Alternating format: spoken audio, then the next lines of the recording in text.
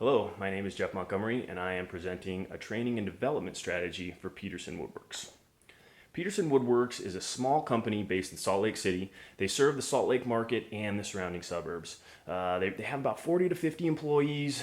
Small company. They were established in 2002, and they manufacture cabinets and countertops for the residential building market. We're going to look at two processes that need improvement with Peterson Woodworks. We're going to look at the countertop template process, which is measuring cabinets, walls, other things to properly cut the granite or quartz countertops. That's process one. Process two is we're going to be looking at the CAD programming that once we get that template, the programming that involves that to tell the saw how to cut, where to cut, why to cut. So we're going to look at those two processes. We analyzed the need to improve these two processes by a management survey that went out. The owner and the production manager filled out these surveys. We looked at it and identified these two processes as something that can be improved by properly training our employees. The current template process is it's not very formalized. There's a handful of people that can do templates, and it kind of gets thrown at these people that already have a full plate. It's additional responsibilities to these employees to go out and template countertops. This is a faulty process in two ways. One, they're not done in a timely fashion. Everybody's working, everybody has responsibilities, and they can't get to them exactly when they should. Two is current templates are rushed.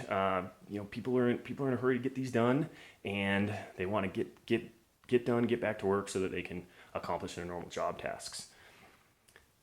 I recommend hiring a new templer, somebody who's we can train them from the ground up. They're going to put 100% of their energy into templating, focus on that completely. That's going to be their main focus, and they can invest into that 100%.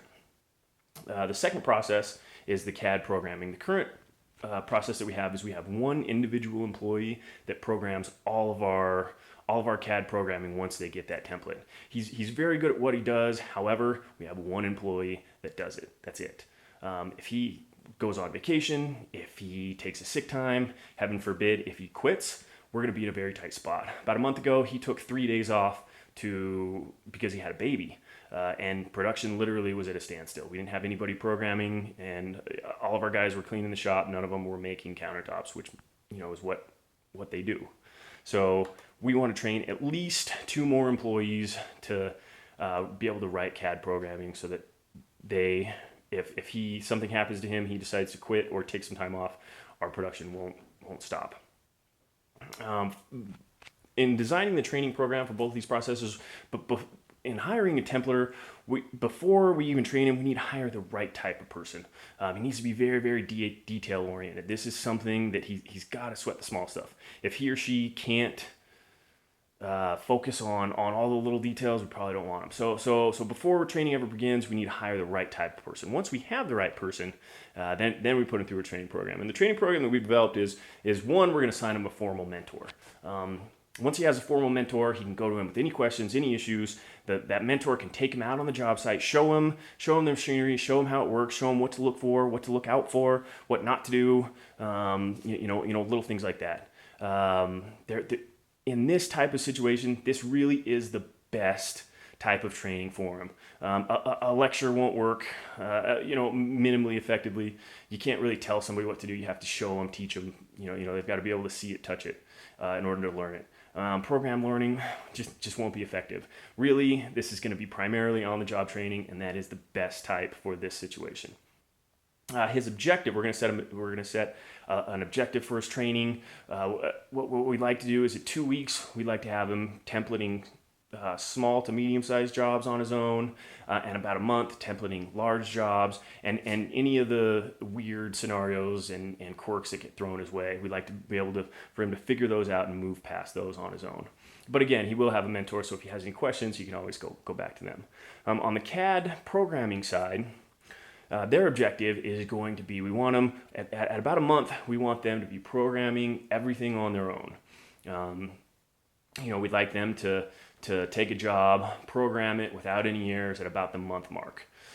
Their mentor will be the current CAD programmer. His name's Luis. He'll be their mentor. He can go to them with any questions, any issues. He's going to be the one kind of showing them what to do. But the first step in training somebody to be a CAD programmer is the CAD software that we have that we're licensed for comes with a tutorial on computer-aided drafting.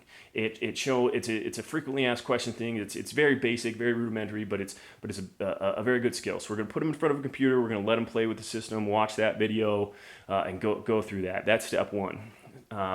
Step two is YouTube has CAD tutorials. Okay, now the CAD tutorial that comes with the software is very generic. The YouTube ones has specific tutorials specifically for countertops. So if they want to learn how to design a house in CAD on their own, great. Let them do that on their own time. When we're paying for them, we want them to focus on just the countertops. And what's nice about the YouTube tutorials, they're specific enough on countertops. Also, they're free. Doesn't cost the company any money, and it's a significant tool for the employee. The majority of the CAD programming is going to still be on-the-job training. Again, this is just the best, most effective way to teach these guys how to use CAD. It's to use it day in and day out, go through it, have their mentor look it over, adjust anything, teach them along the way. That's going to be the best training strategy for them as well. Some of the potential barriers for training is employee resistance to change.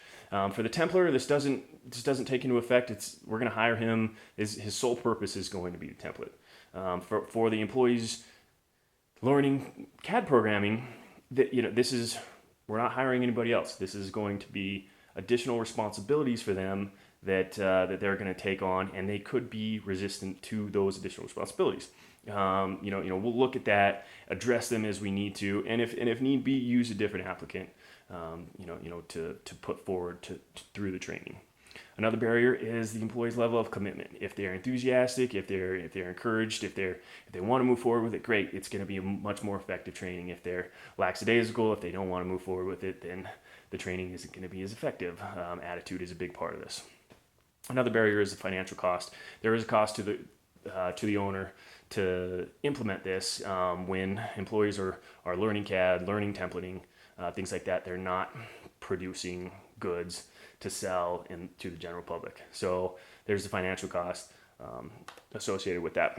The budget on this, there's a few factors in the budget. The main being is the salary of the templater. That's going to be between $30,000 and $35,000, depending on how much experience he or she has. That's going to be the heart of this training program. There's the loss of productivity costs that are associated with training an employee, but you get that with anything. So I didn't really decide to put that into the budget. Another thing that we need to budget for is these CAD programmers. We're adding responsibility to what they do. With more responsibility comes a higher pay and wage. So these employees, now that they've learned CAD, realize that they're more valuable to the company, they have more responsibility, and they could demand a pay raise. So we should, I've estimated 4% of an increase in an hourly pay wage for 2 employees. So that should be included in the budget. In order to evaluate this training, the first thing that we're going to do is we're going to get the impression of the employees that were trained. Did they like it? Did they have a good time with it? Did they learn something from it? Are they happy with it? If they are, great, we've done a good job. However, really, we want to focus on results. Productivity. Did it go up or down? If it went up, we did good. If it went down, we'll have to look at the training program. Programming errors, have they went up or down? If programming errors are going up, what are we doing? We're doing something wrong. If they're going down, we're doing well. If programming errors go down, productivity goes up, we're going to be more profitable. So profitability of the Granite Shop is something to look at. Hey, we did a good job training these guys. Employee turnover also. If that goes up or down, if it goes up, we know that the employees weren't engaged. We know that something's off with our training program. That they're not happy with something that they're doing. This isn't hugely tied to the training program, but it is a factor. In conclusion, the implementation of a proper training should result in a more efficient process. The guys, more people know about this. They're doing a better job. More efficiency, more productivity. These more efficiencies, they should significantly boost productivity and decrease errors. And when you do both of those things, your profitability as a company goes up. And that's really what it's about. More money for the company. Thank you for your time.